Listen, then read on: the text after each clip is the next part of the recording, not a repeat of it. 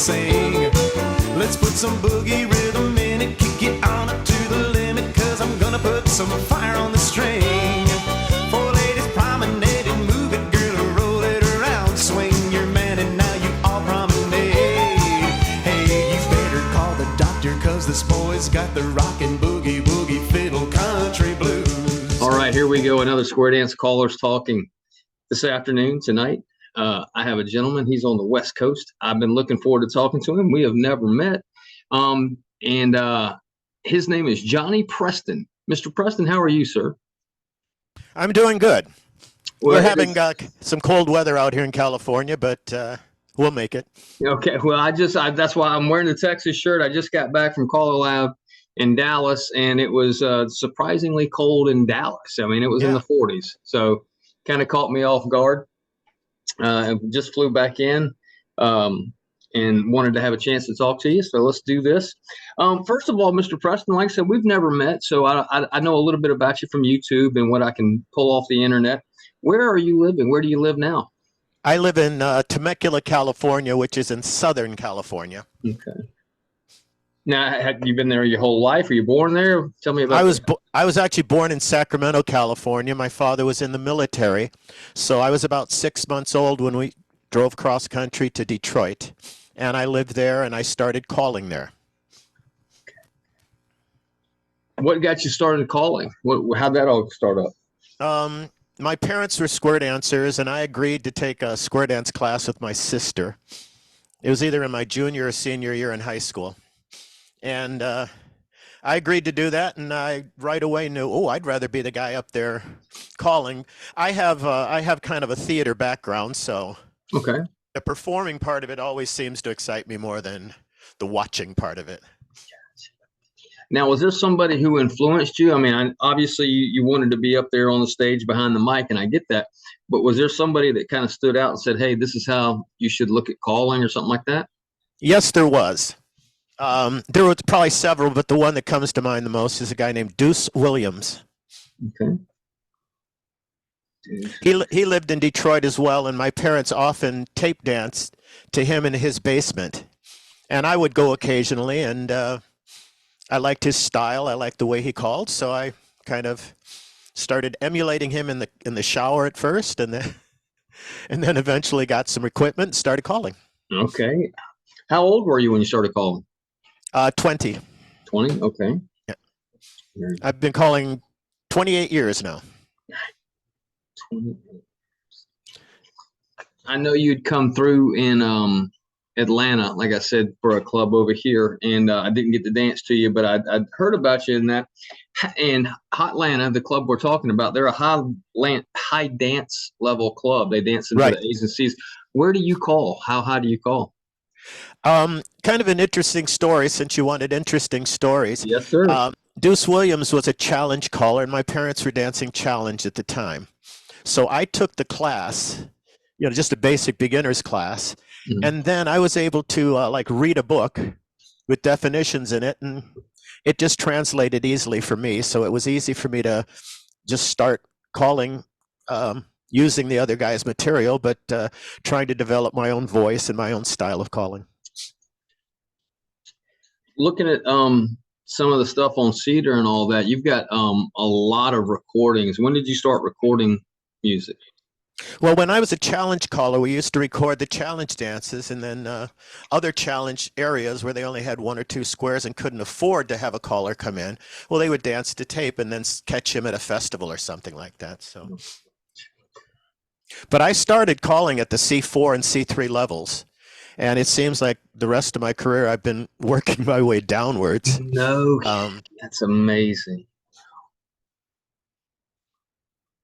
That's something else.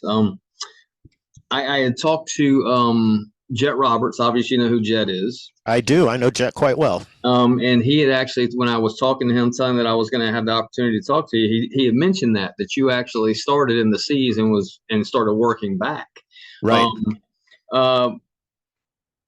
Now, and with some of the traveling, I mean, I'm sure you've traveled all over the world with the calling. Where all have you been? China, Taiwan, Japan. That's in Asia. I've been every country in Europe that square dances: Norway, Sweden, Finland, Denmark, Germany, France, Belgium, the Netherlands. I haven't been to Luxembourg, but it's too small. Okay. Where was I? Okay. Yeah, all the rest of the countries in Europe except Italy, Spain, and Portugal. I don't think they square dance. And as far as Eastern Europe countries, I've called in the Czech Republic, and I've called in Poland. I talk when I talk to callers on here, I ask about venues, and we'll talk about that. But do any of those countries or the lands you've been to, any of them stand out for anything special about them, with the places, the people, or anything? You know, they really all do. One of my favorite places to go and call in Sweden was on an island called Öland, and they had a square dance resort there. And you'd go for a week. And for a long time, I was going for 2 weeks in a row because expenses, were too high to go for 1 week. And they danced outdoors when it was able, and they had an indoors place to dance too. So it was a nice place to go. I liked going there. Before we get off the subject of Jet Roberts, he told me that tell me something about y'all's relationship. That he said that y'all are pretty close. Yeah, well, it started. I think it started with Bronk Wise. Okay. And they lived close enough together that when I would go to visit Bronk, well, we'd always go over and visit Jet, or he'd come over and everything. So we spent a lot of time, just chatting and being friends. Wow. Okay. He had told me to tell you, hey, because like I say, I text or talk to him on a semi-regular occurrence, and he gets through Georgia every now and then. I danced to him a couple of weeks back. Yeah, he's in Alabama now. He is. He moved over to Alabama during or right after COVID, I believe. Yeah, I moved out of there just before COVID. Okay. So I lived in Alabama and I moved back to California. How long were you in Alabama? Maybe 8 years, and that was part-time. I would be there in the summer times, and then in the winter, I would go back to my to California, and I had a winter program at an RV resort. I don't have that anymore. It's too far away. I'm almost cutting out any of my driving trips. Those are all gone. I'll fly somewhere, but it's got to be pretty. You pick me up at the airport, you take me where I got to go, and back and forth, and then take me back to the airport. And I think that's how we always used to do it. But we got more driving time in now, so, or at least I do. And I've told everyone that I'm not doing that anymore. So this summer will be the last trip.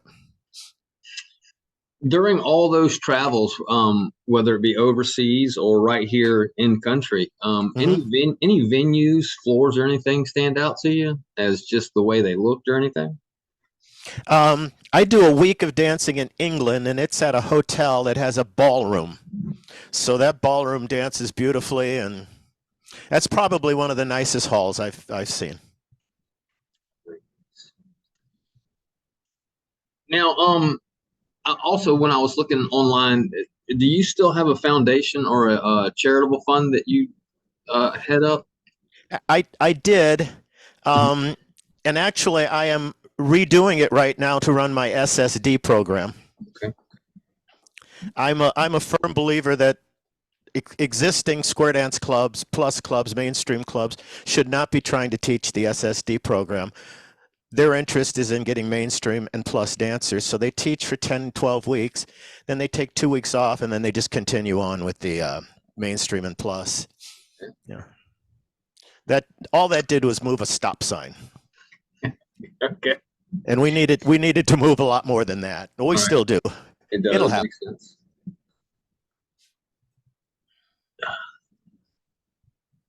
Now, do you work with callers? Any type of caller instruction or anything like that? Caller coaching? Occasionally, I'll do just helping out a local guy that's getting started. Told him, give me a call or give me a text or something when you need some answers. Okay. And I did do a couple of caller schools, one in Germany and one in New England with Ken Ritucci. Okay. When was that? I've been to Ken's. That's a fantastic school. When were you doing that one? I want to say 8, maybe 10 years ago. It could be even a little longer than that. I don't know. I got you. I ask all the callers that I talk to, and then, of course, you've got a lot. I was looking online at it. Do you have any favorite singing calls? Anything that you've done or that you've just done that somebody else has recorded? Yeah, I have lots of them, and I do it my dances every time. There's hundreds and hundreds of square dance songs that I really like, and I'm able to change the choreography so it changes everything up. Yeah. Now, since you do call up into the C's, do you have a favorite level to call? I really like them all, but as my downward movement is occurring, I'm saying plus and mainstream, and hopefully soon SSD will be my favorite. By the way, SSD to me means simple square dancing. Simple, okay. I don't understand. Well, Jerry wanted to start with sustainable square dancing, and I told him that's not a good idea. It sounds like we have a problem, and we want other people to solve it. Then he came up with social square dancing, and to me, all square dancing is social, or all dancing is social. So I came up with simple because I think it's more descriptive. Okay. And I'm, I don't even want mainstream plus advanced dancers to know I'm doing it, because I'd rather they really weren't there until we get it well established. Because they'll be whispering about plus, load the boat, and all these things into these people's ear when they've been dancing for 3 weeks. So yeah. I've seen it happen so many times, and there's no bad intentions, but people tend to want to populate the area that they're performing in. So now, do you still? I mean, you call on a regular basis still? Do you still? I mean, you don't want to drive as much. Do you do festivals or conventions or anything anymore? Oh, sure. I'm heading off to Germany Saturday. Oh wow, okay. And I'll be gone for a week. I've done this one probably 7 or 8 times. It's at a hotel with a room, and then they use 2 other rooms around the village, all walking distance. So very nice. And I'm trying to think if I have any. I go for a month into Germany or Europe in June, and as far as festivals concerned, I have a few weekends that are my private weekends, and then usually a couple times a year. I've been calling for 48 years. It's some other guy's turn. Oh, I get you. That's good. Look at Jet. Jet should have been on the national circuit all of his life. He's just that good of a singer and that good of a caller. And but he had a program at home. He had kids and everything, so he stayed home, and he got the chance to move to Alabama, which is more in the center of things. So he moved out there, and I see his name on all the flyers and everything, and I just think, good for you. Yeah, I think he's doing pretty well since he's been out here, and seems to enjoy it. But. Well, he always liked calling. He was always, you can't do it at the level he does without loving it. I agree, absolutely. Well, Johnny, if it's not square dancing, what just you in general, what kind of music do you like? Genres or anything like that? I really do go through periods. There's certain things I'm doing that I like to hear one kind of music. There's other things that I do that I'd rather hear another kind of music. Okay. Yeah, I mean, it's hard to explain, but I know it when I'm in that situation at the time. I'll turn my phone on, and I know where to go because of what I'm doing. I guess. That sounds weird, but no, I agree. That's good stuff. So when you're not square dance calling, what do you like to do? I mean, do you have any pastimes, movies, TV? What do you do for just to relax when you're not square dance calling? Both of those two, movies and TV. Gardening. Gardening, okay.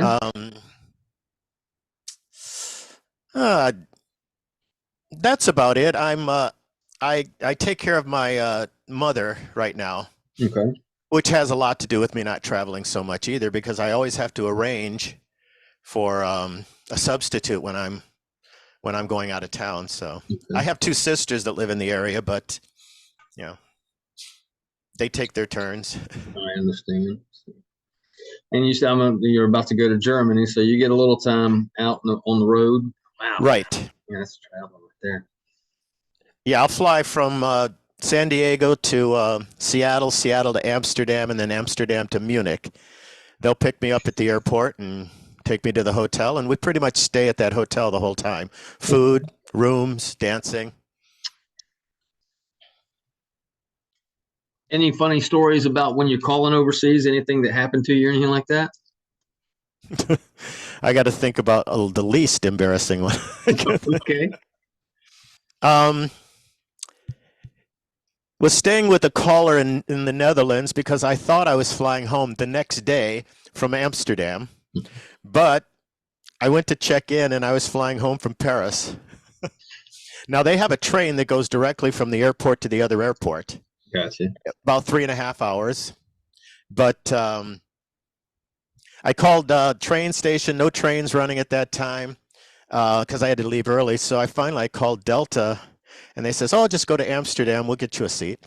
And they got me a first class seat. So that was, I've tried it a few times since then. It didn't work. No, that's good. No, I've gone overseas one time just as a vacation type deal, not for square dancing, to Japan. And Nice.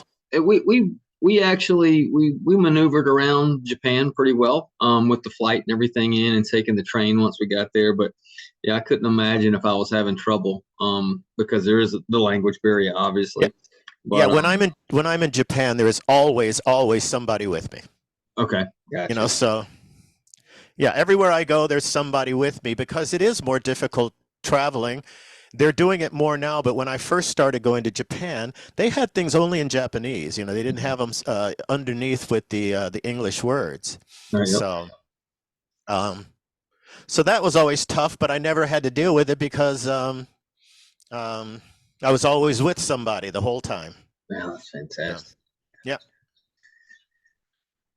It's pretty much the same in Europe, but I can get around in Europe longer. I lived there for 3.5 years, so. So, do you speak any other languages?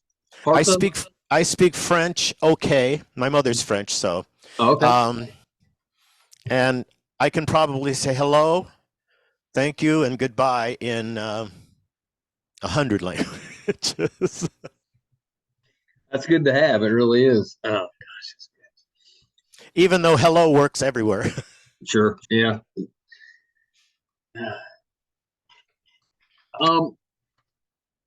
And we didn't talk about any questions prior to. So if it's something that you can't think of off the top of your head, do you have any favorite movies? Wow. I would have a hard time answering that because I like certain movies for a different reason.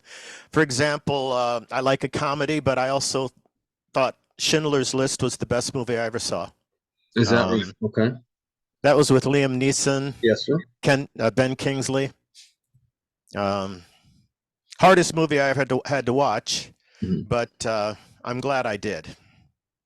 Just yeah. And I've never watched it just because I've just never put myself in that mind space that I've talked to people who've watched it. And agreed, fantastic movie from what I understand, but I'm beyond wanting to feel any specific way like that. So yeah, I don't know. And love Liam Neeson's work and everything else he's done that I've seen.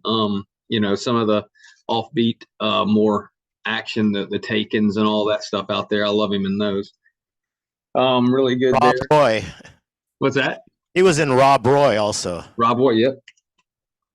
What about and I try and I get this out just because it's a dance theme. Footloose or Dirty Dancing? Do you have a favorite movie? I've only seen Dirty Dancing. I have not seen Footloose. I've only heard it. Okay. Gotta cut loose. That is Footloose. Gotta cut loose, Footloose. Yep. Well, Dirty Dancing is a good one to see, though. That's good stuff.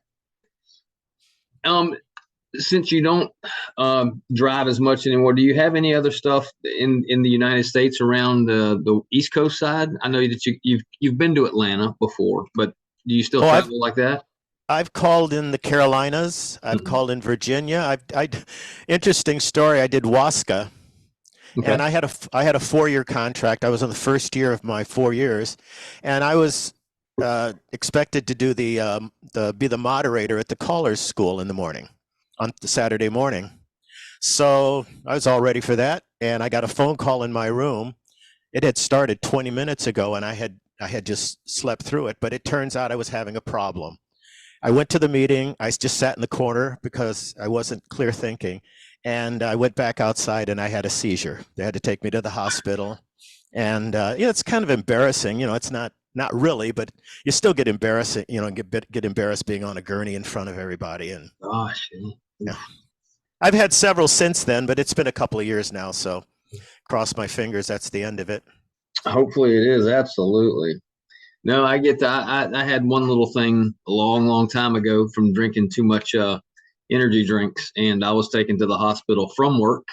And so same thing. Yep, had to get on the gurney and all that. So it can be embarrassing, that's for sure. Yeah, let me give you another real quick story while I'm thinking about it.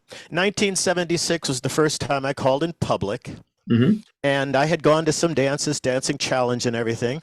And I was walking one way, and Lee Kopman, I don't know if you know Lee Kopman. Yes, sir. Anyway, Lee Kopman was, he was the king of calling, especially at the advanced and challenge level.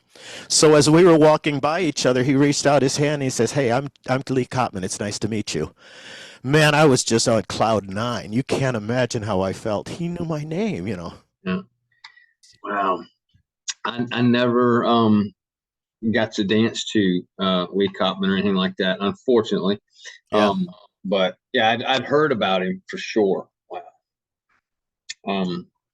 So many calls that we use now that he wrote, recycle. Yeah. Just lots of them. Yeah, I talked to Steve, his son, for a little while, and we got to talk a little bit. And yeah, I didn't know. I mean, he pretty much wrote most of the calls that we use. A lot of them had a part in them. That's just amazing. Yes, it is. That was his biggest thing when he went to Japan to call. He wrote "so." He seemed to know how to put a call together. Okay. That could be used with versatility, left hand, right hand, upside down, whatever you wanted to do. He always wrote calls that could be handled that way. Gotcha.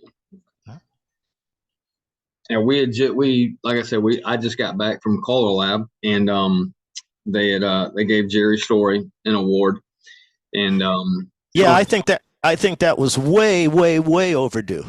Absolutely. And so, I was sitting in there, and of course, Tony Oxendown was the presenter for it. And so he told the story, a shortened version of their life story, pretty much. And all the things that Jerry Story had a part of, with the calling, not so much the calls, but just the way a lot of callers approach it. And, a lot of the sayings you hear, celebrate and stuff like that. That's all from him. Gosh. And yeah. Lee Kopman was above that with writing his own calls and everything like that. Wow. Yep. I had another story I was going to tell you real quick, but I forgot it. So when it comes back to me, I'll jump in. Okay. Oh yeah, I remember now. Okay. That first year in Anaheim, I was calling just in the challenge halls and only at the after parties because I wasn't really established enough.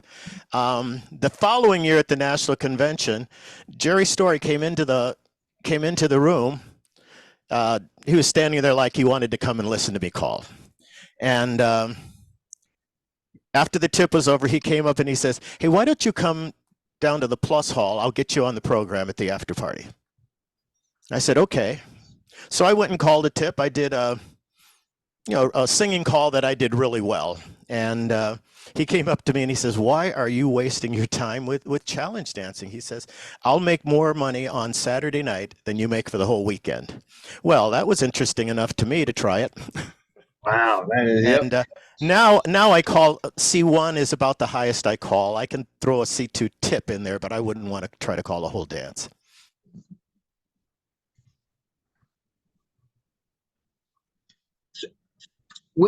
So you started out calling at that level and higher. Yes. So when did you? What age were you when you were dancing and all that? I started dancing when I was 18. Mm-hmm. I started calling by the time I was 20, and I was already dancing the highest level of challenge you could at the time. But it became like a class for me. I'd open the book and take maybe 10 calls and look at them and figure out how they work. And I think that's something that helped me become a caller, was the fact that I knew how to study the calls and make them work in different ways. So, and there's lots of guys that can do that, by the way.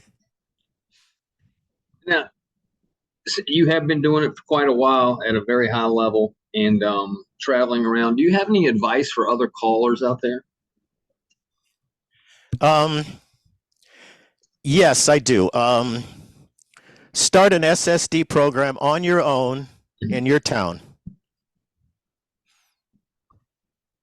Gotcha. Don't do it yourself. Or if you want to recruit a couple of plus dancers, you have to make sure that they have the right mindset. The idea is just to repopulate the square dance community in general. It's a hard job, though. Recruiting without a club is very, very hard. Yeah. That's where my Hoedowns for Humanity comes in, is that I will be doing every Sunday afternoon at 4 different locations. I'll be doing a dance for charity for non-square dancers. So Okay. it's going to be advertised as a charity event and everything, and the square dancing will be de-emphasized until we get there, and then Hoedowns for Humanity. Okay. right. Gotcha. Yeah, I had kind of retired that for a while, and then I thought SSD was the perfect place to resurrect it. Okay. But like I said, the idea is not to populate the local square dance club. It's to populate the entire country with people who at least have a positive idea about square dancing. Now, you don't know whether you're going to, hey, that sounds like fun, or you're going to go, ooh, when you mention square dancing. A lot of people just say, ooh. Oh, And we need to change that, and we're not going to change it by teaching plus lessons. We're going to teach that by teaching 20 calls, maybe 25 calls. I use 40 myself. I think Carlo Labs is 50. I use 40. And 10 weeks I can have them dancing. And everything will be kind of repetitious. It's going to be more like traditional dancing, where everything's kind of more predictable than it is in modern Western square dancing. The exciting thing about modern Western square dancing is that, I don't know what's coming next. The callers, he's tricky and all that stuff. Yeah, we took a turn in that direction, and we've been downhill ever since. yes, sir. By the way, the first year I called at the National Convention was in Anaheim. There was 40,000 dancers. And this year, I think last year they had around 2,000. That's not all my fault, by the way. Okay. Now, when I came into the calling aspect, I started dancing I'm sorry, my son's 33. I started dancing 30 years ago, out of Georgia. Tim Mariner taught me how to dance. That'll tell you Nice. back when that was. And so I was on the kind of the back end of that. I went to a few Georgia conventions that were still pretty good size. I never went to a national, didn't know anything about that, but you would go to clubs and there'd be 10, 12, 15 squares on a floor. Now, and of course, and then I started calling around 2012, 2013, somewhere around there. Now, it's a good night if it's not a convention, if you've got 7 squares. That's a really good night at most places. Yeah. Right now, we're getting back to around where we're getting close to double digits, 10 squares. I had 14 squares at one dance. I don't call a lot of dances out here because when I moved back from COVID, their schedules are pretty set. Callers calling the same weekend, same dance every year. Yeah. And I certainly didn't want to come back to California and start pushing people around. That wasn't in my interest, nor was it my goal or anything. But so I really kind of need to start a new program that's mine. that I can treat the way I think it should be done and find out. That was one of the other problems with the SSD program. Jerry wanted to take it to Color Lab, and I said, we haven't even tested it yet. We don't know if it'll work.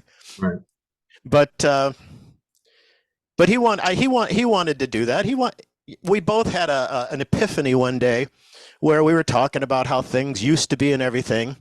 And it came to us, when this started, this was a healthy activity. And now we're leaving a legacy that's embarrassing. When I first started calling in California, if you didn't have 40 squares at the dance, you're wondering, well, where is everybody? Yeah. Now, like I said, it's under 10 most of the time. And, well, I, for one, want to try to do something about it. I don't know if I can, but I want to try. So that's part of why I'm back home, too, and sticking around, because I got work to do. Okay. Well, that's all you can do is just keep putting it out there, trying. And yep. It sounds like you're trying to build on what you have already. So, hopefully something good will come out of that for sure. I hope so, too. So, and I've seen a little bit since COVID in the past year or two. Like the club that I call for, we were around 2, and we got up to 3, and we just started another class, and we're around 4 or 5. And if you can keep some of those people, that's great. But we're going forward with it. So hopefully it'll build back up. You never know. I'm in it for the long haul, so I'll be there regardless. I am too, but I think we need to just start thinking about starting back at the beginning, teach a few people to dance a few calls, and then they bring friends, and then like that and like that. I've been kind of studying a caller that used to be out here. He's passed away now. His name was Larry Ward. Mm-hmm. I don't know if you've ever heard that name. I have not, no, sir. But he is, in my opinion, the most successful square dance caller there has ever been. Okay. He called only for his own clubs, all up and down the West Coast, Seattle, Portland, Mesa, all up and down the San Francisco, Sacramento. He had clubs, one night a month in theirs, and then during the week, he had a club every week. And they were all 30 to 40 squares. And he did his own thing. People would say, oh, if he's a Larry Ward dancer, then he can't dance advanced. Mm-hmm. So, you've got your 3 squares you're teaching advanced, and he's got 40 squares that he's calling kind of a hybrid of his own calls too. Right. Wow. There's a YouTube video about his career and everything, if you want to look that up sometime. I will look that up. YouTube Larry Ward. Okay. I will definitely look that up. He had the look of a Liberace about himself, Okay. I've talked to dancers and callers, obviously, over the years, and a lot of dancers, they want to dance plus, and I get that. And I'm just talking about the mainstream plus level dancers. But if you have a good caller, and I've danced to them, I don't put myself in that level yet, but if you've got somebody who is really good at mainstream, the dancers don't realize they're not dancing plus. If you've got a good caller with timing and positions, and they know what they're doing, you can dance a whole night and call nothing but mainstream, and the dancers won't even realize it. I've heard that quite a few times. I'm not sure that I agree with that.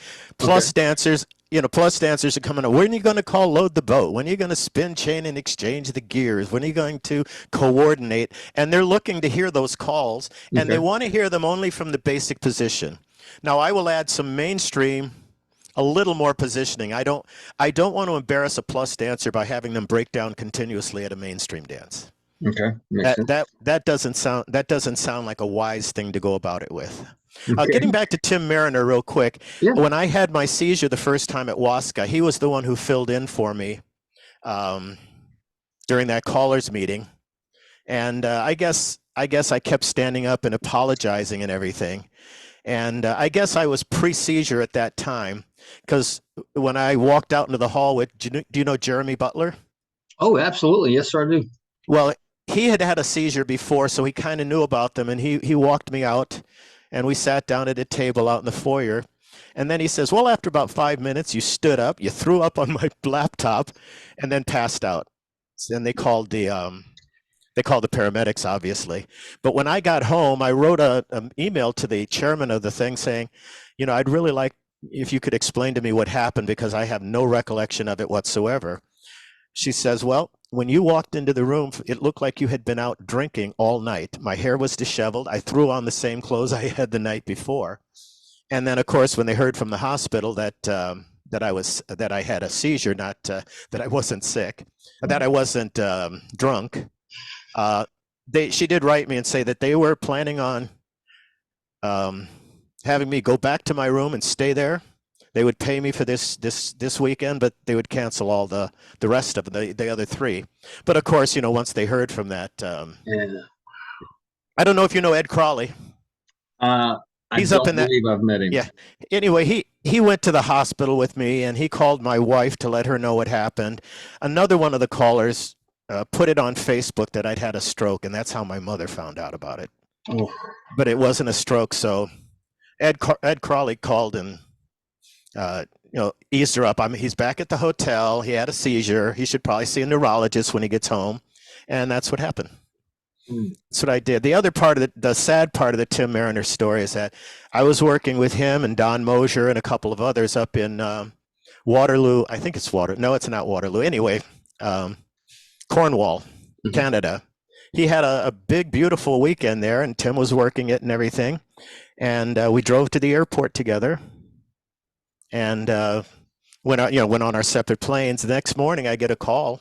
He'd passed away. And boy, if somebody had told me somebody passed away at that weekend, Tim Mariner would have been the last one on the list. What a tragedy that was. It was. Yeah, and of course, that, you know, I mean, I didn't know him personally because he had taught me so many years ago, but I'd seen him, and I'd done a couple of the year before that, I did a caller school that he was teaching at, and I took part in that, and so I got to talk to him. Matter of fact, I think I might even have it here. I'll always keep it. I don't know how well you can see it, but he gave me this record and autographed it for me, and it's one of his rhythm records that he had at that dance. Which one was it? It's Fiddle Country Blues. Oh, I know that one. And he actually handed it to me because we were still using records. Yep. Back then, and he said, "Charlie, I think this would sound good for you to do that." And so he autographed it for me, and I've still never tried to do it, but I've still got it with me. I keep it with me all the time right here at my house. No, you should try to. You should try to learn and do it. I should. Tim would like that. I'm going to go online tonight, and I'm going to find a copy of it, digital, that I can get my hands on. And gosh, and yeah, but I found that on Facebook. I got up one morning. As usual, look at my phone and I see the Tim Mariner. I was like, this can't be Tim Mariner that I know or know who he is. So that hit me pretty hard too, because I kind of had a little personal relationship with him there for a minute. He certainly was part of the club, you know, so. Oh, yeah.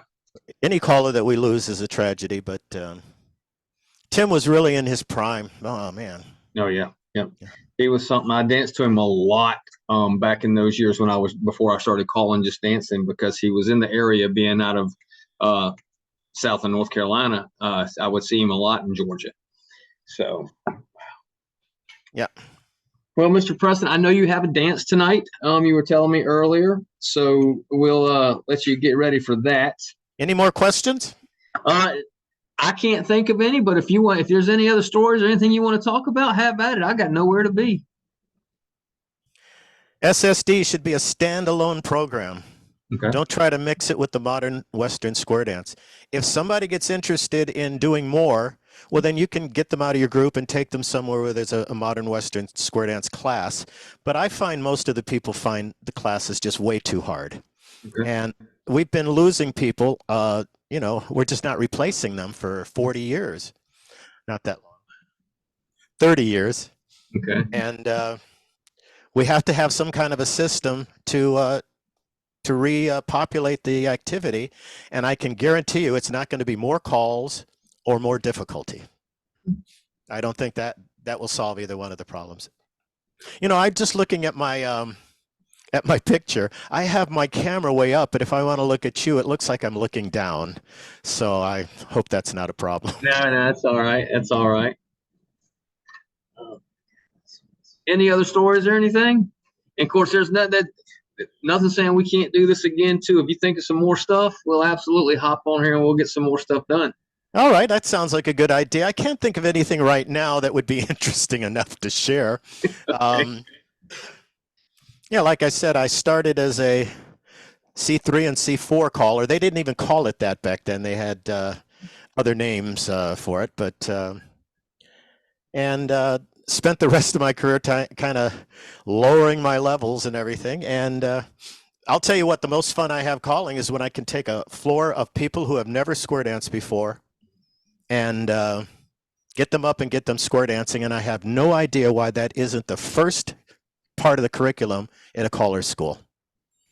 You don't get to come in here and learn how to call plus. You don't get to learn how to call all these other things. We're here to teach you how to introduce square dancing, or just, do a real quick tip for somebody, standing around or organized at a party or something, because you've got to go out there and do a perfect job of that to attract people. So I think that's what should be taught first in caller schools, but that's great advice. I might have to wait until I'm actually free to do those. But when a caller does ask me about that, I always tell them, learn how to do a one-night stand. It teaches you how to interact with people and get them to do what you'd like to do. You have people in modern square dancing that are already set in their ways, and they're going to do it their way anyway. So. Which is okay too, but it's harder to teach in those situations. So yes. I always recommend that learn how to do some introductory dance or whatever they call them now, one night stands or whatever. Mm-hmm. Learn how to do those and do them perfect, and don't worry about anything else. The music is important. Listen to the music all the time so it becomes part of your thought process. You hear it in your mind all the time, and start at the beginning, not like I did. And work back. Okay. I keep running over the idea of trying to move up to advanced and call advanced, just because there's not a lot of it in this area, but I'm still trying to get a handle on all the other stuff. So I don't think I'm going to move up anytime soon. We're getting to the point where, we can't afford to continue what we're doing, take them through mainstream and plus classes. And then 6 months later, they're enrolled in an A1 and then an A2. Sometimes it goes on past that, but nobody seems to be staying long enough at the level to make it worthwhile. If I teach, let's go back to where we were teaching for 40 weeks. If I spend 40 weeks teaching somebody and the next thing they're off learning another level, I've wasted my time with them. I have a little different, I hear callers, I want to teach so they can dance to everybody. You might want to start teaching so that they can dance to you. Okay. Because if you teach them to dance to everybody, your dream will come true. And they'll stop dancing to you. So be selfish at first, Right now I'm going to be totally selfish with the SSD, the simple square dancers. Totally selfish. I don't want them going to other classes. I don't want them getting involved or having exposure to the modern Western square dance situation. I know after a few years I'm going to have a group of people that are going to want to go on. They've been doing it for a couple of years. I'm fine with that. I can handpick those people. You're ready, you're not. Right. Oh yeah. Yeah. We all have to deal with that. And in the past, most of the callers say, well, if they got $10, I'll do the best I can at teaching them. But when you have 10 squares in your class, well, then it's easier to overlook a couple of people that are struggling and help them in between. But when you only have a couple squares and somebody's going down, you have to stop and help them get back in place, and kind of loses the flow of the dancing. Sometimes, yes, sir. Gosh. So I do have to eat dinner before I start calling, and okay. I start. Now, what is your dance tonight? It is a plus dance, okay. And it's online. So. Okay. All right. So, I will let you go eat and get ready for that. And now, are you going to the national convention? Where might I run across? Do you think? Certainly not at the nationals. back when I started doing a tour in Europe, I had a girlfriend that was living in Belgium, so I would go and spend 2 months in the summer in Belgium, and I'd, go out and call. You can get on a train and go call because all the clubs had the equipment. Okay, nice. Yeah. So, you just show up with your computer bag and you're ready to go. So I would go out and call 3 or 4 dances and then come back for a week and everything like that. And then, well, that kind of went south. So I, stayed in the US, but I continued doing 4 weeks of that trip. This is going to be, I think, my last year of doing 4 weeks. Again, it's just for a 68-year-old guy, it just becomes, I don't want to be running through train stations. I don't want to be running through airports, running late. In Europe, they think, well, you need to be there 5 minutes before the train leaves. I don't want to do that. I don't want to have to carry my bags up the stairs because the elevator's not working. And I'm running late. So I've got to run up the stairs with heavy bags. That's how you hurt yourself. Yep. And I've had that happen, before where my back was out for a couple of weeks because I had to run up some stairs to catch a train. And I told them I wanted to be there at least a half an hour to 45 minutes early. The train won't even be there. I can get a cup of coffee and a croissant or something without hurrying. Well, Charlie, I'm going to go eat dinner, and it was a pleasure talking to you. It was even more thank you for letting me do this. Absolutely. I appreciate it. And I will talk to you again soon, Mr. Preston. We'll talk to you. I hope so. Thank you, Charlie. Yes, sir. You have a good night. You bet. Bye-bye.